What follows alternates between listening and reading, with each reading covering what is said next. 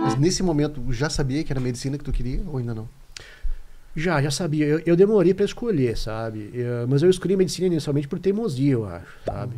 Eu gostava muito de biologia, ciências naturais, não veterinária, sabe? Eu queria trabalhar com alguma coisa assim.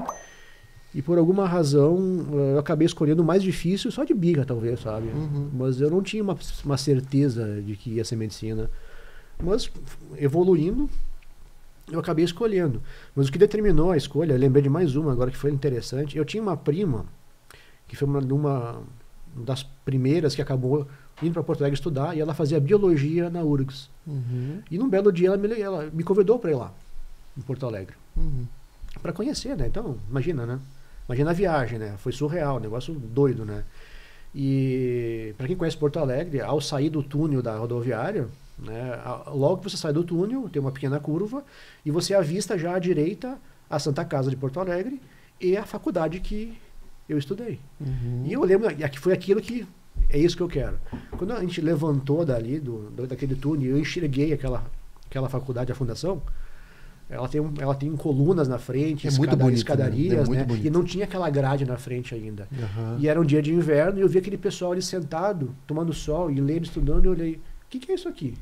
Ah, é a faculdade, a fundação. É isso que eu quero. Não importa o que é isso que eu quero. Eu não descansei até não fazer isso. Eu não passei no primeiro vestibular, né? É claro que não ia dar, né? Impossível, né? A concorrência era muito grande. Mas, por que não a URGS? Não, eu não queria mais a URGS naquele dia. Até o primeiro vestibular que eu tinha feito foi na URGS e eu tive uma média muito boa.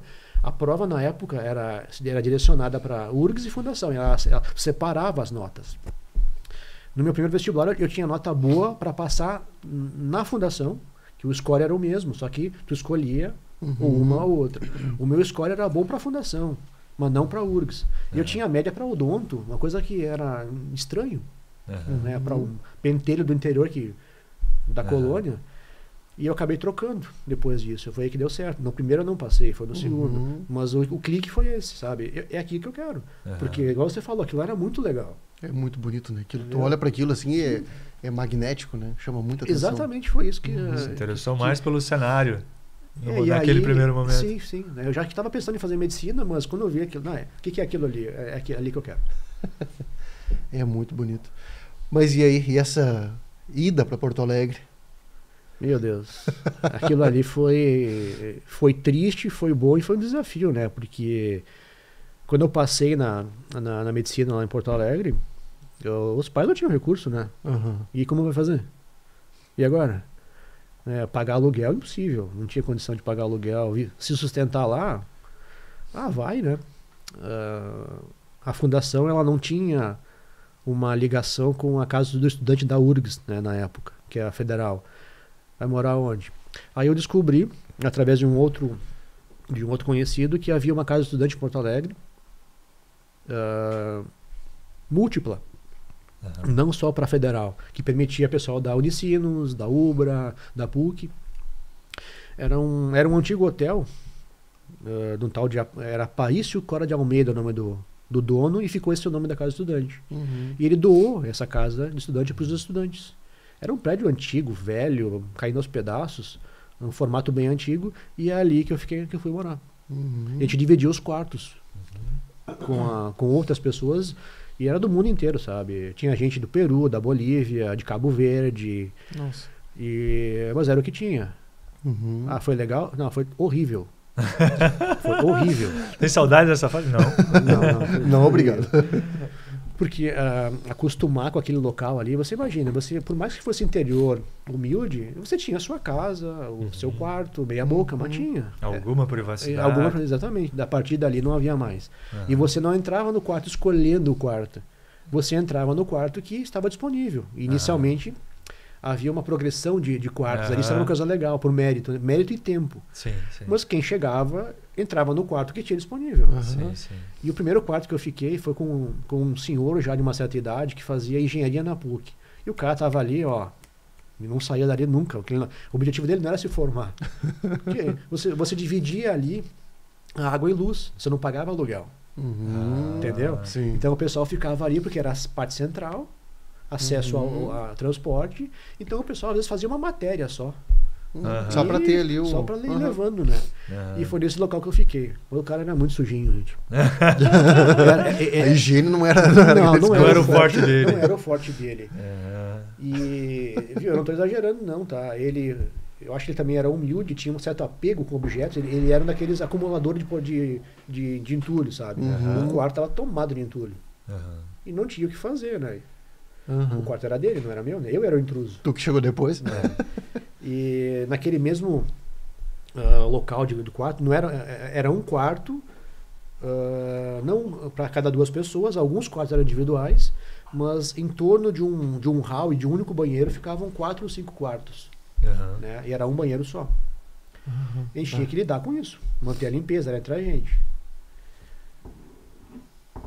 Alguns que estavam ali, como eu falei, não queriam muito estudar, né? E eram bem porquinhos também, não só esse. Esse que eu fiquei, por sorte, era um dos piores, né? Se ele estiver me ouvindo, azar dele, né? Sinto muito. Que era mesmo, né? São só fatos, né? Tinha panelas de comida, às vezes, ali. Nossa. Que estavam ali, um cheiro de podre no quarto. E vai descobrir onde é que estava. Né? Você dormia naquele lugar.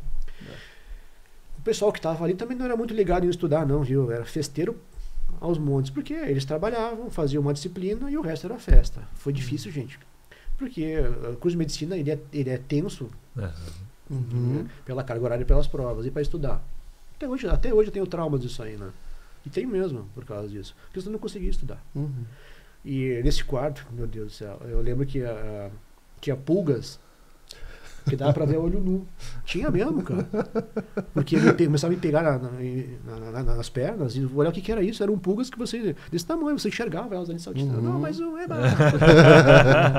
Nossa. Aí eu lembro que minha mãe me deu um pozinho de um produto pra matar esses bichos ali. Né? Aquela latinha. É isso aí mesmo, né? E eu passei no chão, sabe? Ficou tudo branco no chão, assim. E o cara chegou, né? Mas o que é isso aí? Não dá, né, meu? E ele tinha um tapete no meio. Puxa, era o criador. Meu Deus. Era o paraíso das pulgas. Fedido, horrível, e era ali, sabe? Paraíso e eu tirei dali e o cara botava de volta. Eu tirava e botava de volta. Sabe uma coisa? Só faltou ele ter um cachorro no quarto. Que era proibida demais ali nesse sentido, né? Mas tinha uns ratinhos ali, tinha umas baratas, cara. Que eram impressionantes. E tinha rato também ali.